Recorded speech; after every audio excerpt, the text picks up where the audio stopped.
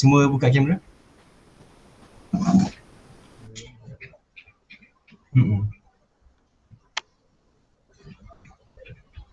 Hai Kak Ashraf, okay.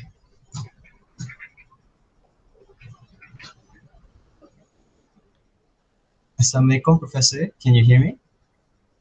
Hi, yes. yes, I can. Thank you for making your time to join with us today. No problems. Where, which faculty are you from? Mine is FTSM. FTSM, okay, all right. And the rest? The rest? Same, FTSM. All from FTSM? Okay, all right. Okay, all right. So you can start with your. When is your assignment due? The due date is still long, but it's just the report that we need to do. Okay, all right. Okay. Okay, so we'll introduce ourselves first. So my name is Haris Hazik. I am the leader of this group. I'm the one that contacted you first, and but I'm here today. Okay, so the rest of my teammates, can you introduce yourself?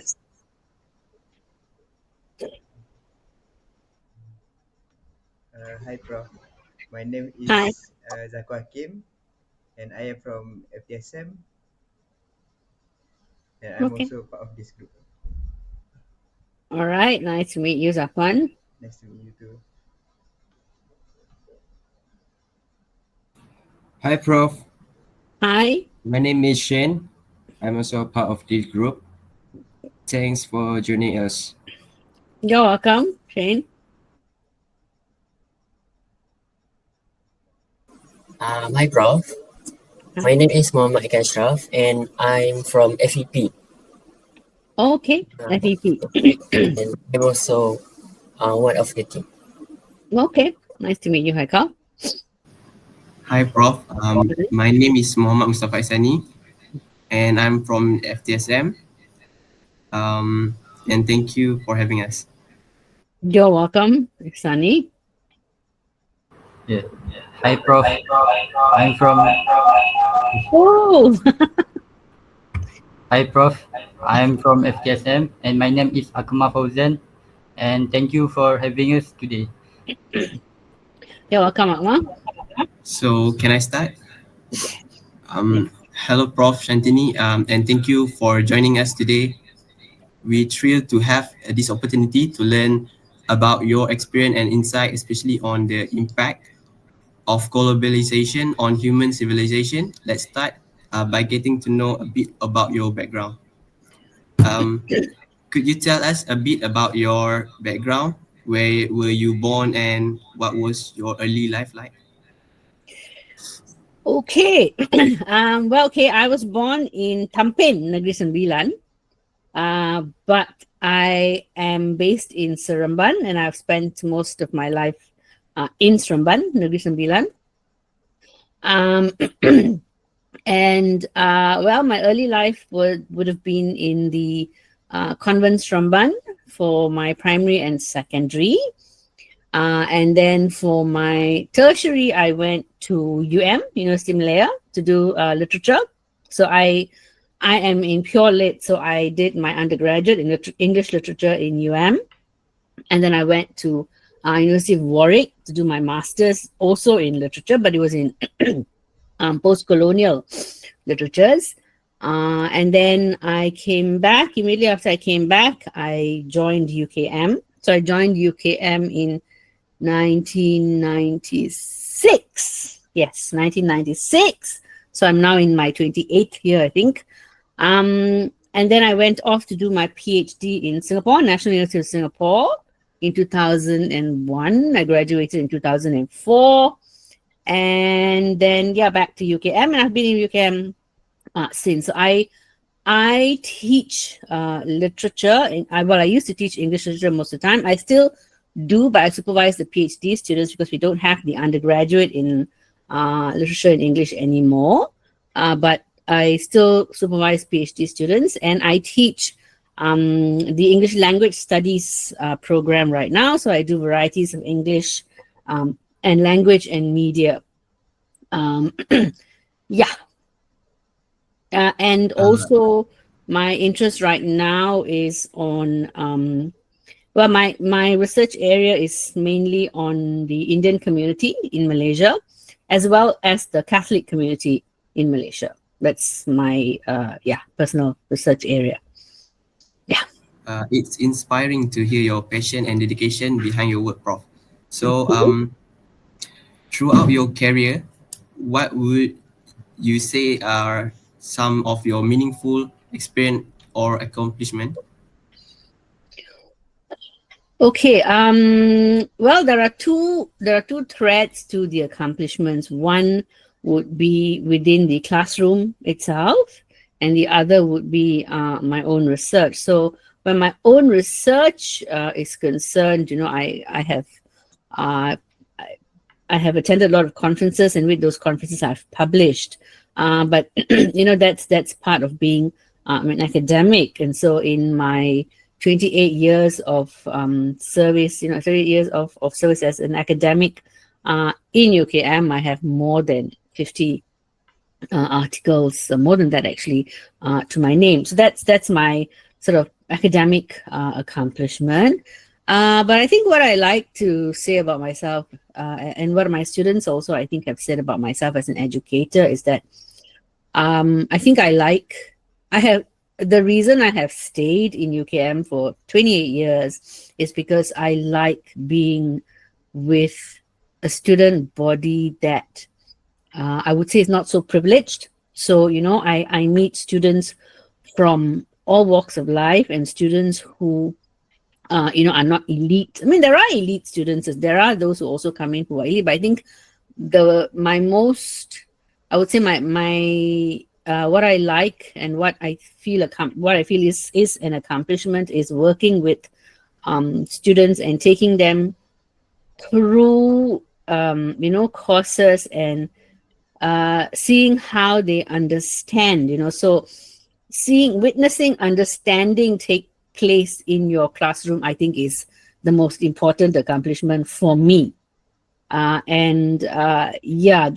has happened. I mean, and I can see it because they tell me, it's not like I'm saying it, but they say that my teaching methods help, because I think for me what is most important to be accomplished as an educator is that you are inclusive in your classroom, which means that you are aware of not only imparting knowledge but also understanding who your students are. So I think for me that would be my most that would be certainly my most cherished accomplishment.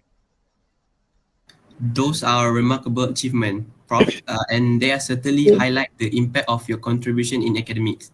So, moving to the main topic, now let's discuss globalization. In your opinion, how does globalization influence the development of human civilization, especially in terms of culture and identity? Okay, so I mean, globalization definitely has an impact because, with globalization, there is communication across cultural boundaries, right? Of course, there are pros and cons, and I think some your other questions asked me about that, so I'll keep that for that. But so in terms of impacting on cultural identity, it creates an opportunity for all civilizations to come into contact with each other. So it I think it's different from colonialism, because colonialism only one civilization sort of imposed itself on other civilizations.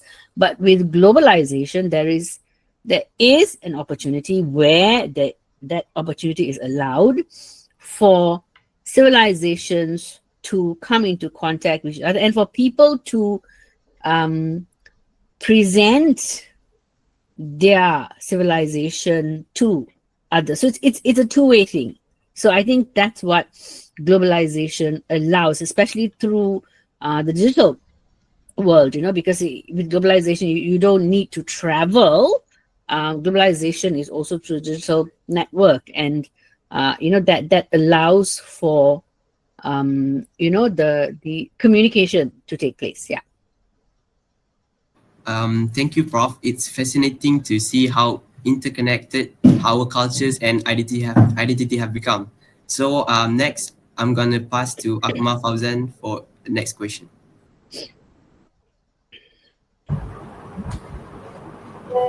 All right. Thank you for Muhammad Isan for the amazing interview.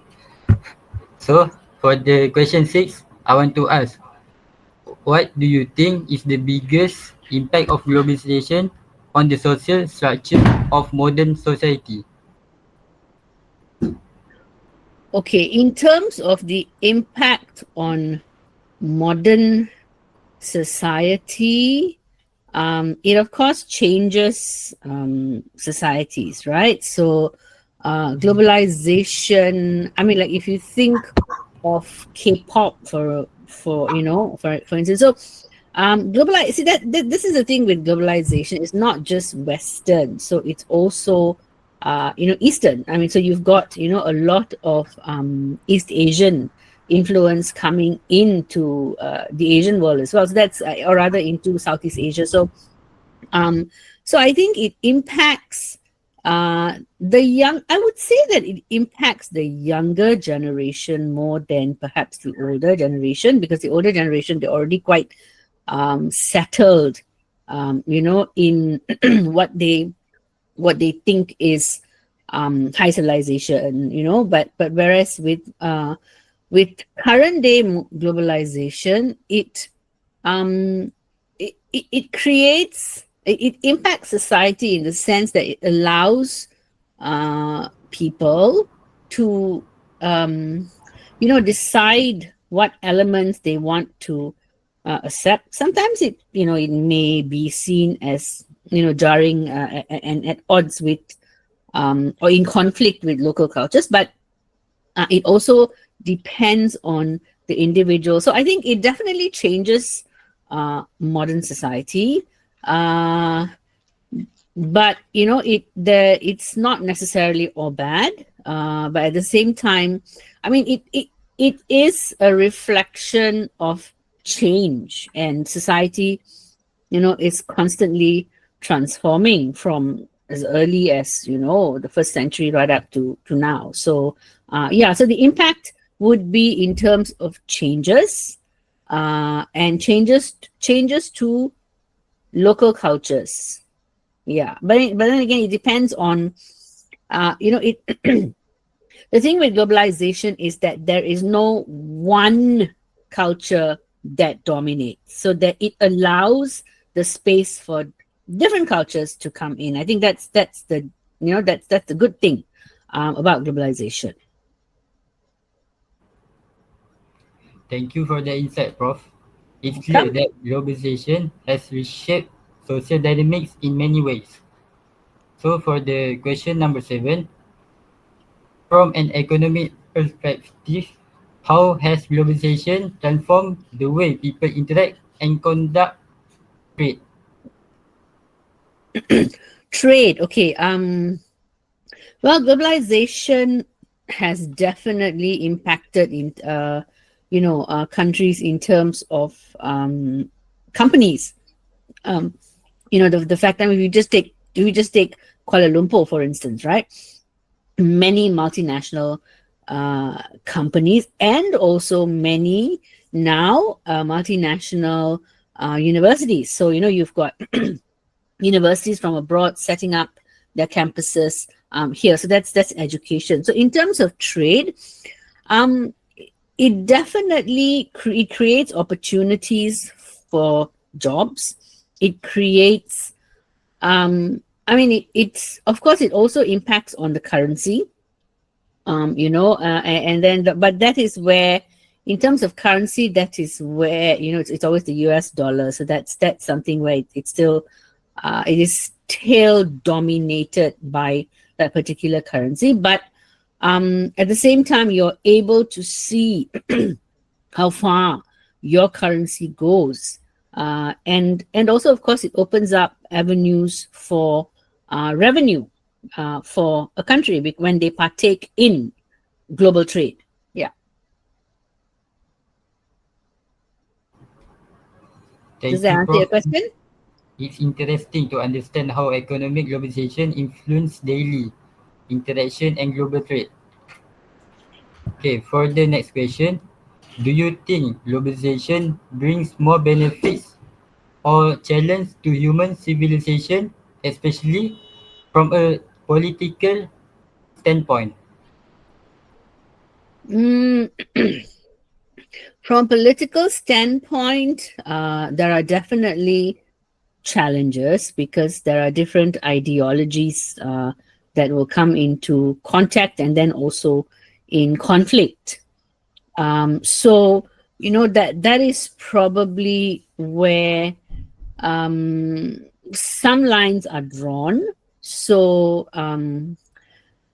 because as much as there is globalization, as much as there is influence, but I think in terms of politics there are always lines drawn because countries have their own political power and their own political boundaries, and I mean, as much as democracy is part of this whole wave of globalization, but with democracy there is also cultural aspects, and different countries practice democracy in their own way. So globalization is fine unless someone imposes their own ideology, political ideology, on other countries. Then that becomes an issue for sovereign countries. Yeah. All right, thank you, Prof. It's essential to weigh both the advantages and challenges globalization brings to the political landscape. Lastly, what measure can be taken to ensure that local values are preserved amid and rapid pace of globalization? I think, I mean, local values need to be preserved, and how they can be preserved is also through not so much through forcing it down, the throat of people, but more to show that how can you also modernize local values so that you see these values in the global aspects, and also that I mean, I think it all depends on the local community and how much um, pride they have in their own culture. So there is, again, just like with political lines, there are also cultural lines. So I think it depends on individuals. Of course, if they are younger kids, for instance, kids, right, who teenagers, impressionable young children, then parents play a role in ensuring, how much of the global is allowed into the local, mm, especially the local space of families. But I think that as long as there is a balance between, the local values and also uh, the global, then I think that's fine. So I think parents play an important role. Educators play an important role. So in universities, like for instance in my classroom and in the English language studies program, especially where we study a lot of culture and language, and um, you know of foregrounding. Sorry, just give me a minute. Just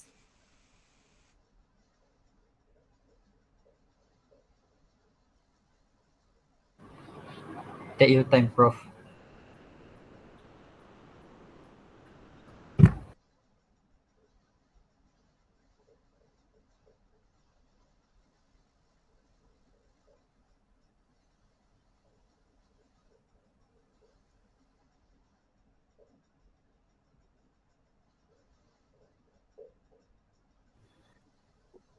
Okay, sorry. Where was I?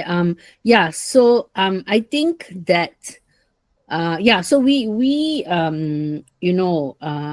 look at a lot of cross cultural elements, and also I think what is important is um knowing when it is knowing when it is when there is something wrong with it. So like for instance, for a long while, for a few semesters a few years back, I used to teach digital cultures in the global cultures in the digital realm. And so we would look I would get students to look at music videos, and then to see whether or not the representation of, let's say, Asian identities by Western musicians, like for instance Coldplay. Sometimes does it show, is it really positive, or are there some elements that are it's all about being critically aware of what you read, what you watch, and I think that's important. So it's either educators, it's either you're educated on that. So it's either, it's either the school, or it's the family, or it's the university. So I think, these, and of course the individual plays a role in that as well. So there's always a check and balance. Yeah. Thank you very much, Prof, for highlighting these important steps. It's crucial to retain our cultural values while embracing globalization. Once again, I want to pass this interviewing to Muhammad Mustafa Isani. Okay, Prof. Once again, Prof. Shantini, thank you for sharing your experience and expertise with us. We truly appreciate your time and the valuable insight you provided on both your personal journey, on globalization impact on human civilization. Thank you. You're welcome. You're welcome. I'm sorry I couldn't do it in Bahasa, because it's just been a long day, and I I just couldn't. I would have liked to, but I just needed a little bit more time because I didn't have a look at the questions yet. I was busy. So anyway, thank you for conducting it in English. And I'm sorry about that. No, it's okay. It's okay. So no, We also like to practice our English. Okay, that's good. All right, that's fine then. Okay, that's true. you did fine. You did very well. Thanks. You're welcome.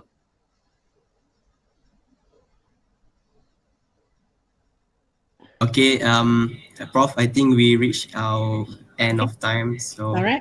thank you so much. You're welcome. Bye bye. Have a good day. Bye. Evening. Bye bye. Thank you so much, Prof. You're Thank you for your welcome. time. Prof. You're Thank you, welcome. Prof. Bye. Thank you. Bye. Thank you, Prof. Welcome.